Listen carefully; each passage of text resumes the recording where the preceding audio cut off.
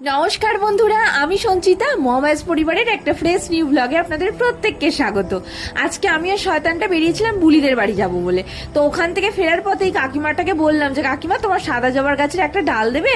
কাকিমা তৎক্ষণাৎ গিয়ে আমাদেরকে এক গুচ্ছ ডাল দিল।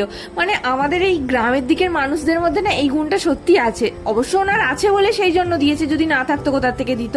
তো যাই হোক, গিয়ে ডাল নিয়ে আমরা যখন বাড়ি আসছিলাম, আমাদের এখন পুরো মাঠ ফাঁকা, ধান রোয়া হচ্ছে, মানে ধান চাষ হচ্ছে। তো সেই পরিবেশ দেখতে দেখতে ফিরছিলাম। আর আমাকে ভাই বলছিল যে তুই কেন বড় ব্লগ বানাচ্ছিস না, এইসব গল্প টল্প করতে করতে বাড়ি ফিরছিলাম। আর বাড়িতে এসে দেখলাম যে আমাদের যে কটা বাদাম ছিল, মানে অর্ধেক বাদাম আমাদের বিক্রি হয়ে গেছিল আর অর্ধেক বাদাম ছিল বিক্রি হয়নি। তো সেই বাদামগুলো এত কম দামে নিল না, মানে এখন আমাদের এখানে বাদামের দামই দেওয়া হচ্ছে না, কারণ বাদাম ওই বৃষ্টিতে ভিজে গেছিল বলে সমস্ত দাম কম। এবার এই দাম কমে বাদাম দিতে হলে না প্রচুর লস হয়ে যায়, কিন্তু কিছু করার নেই।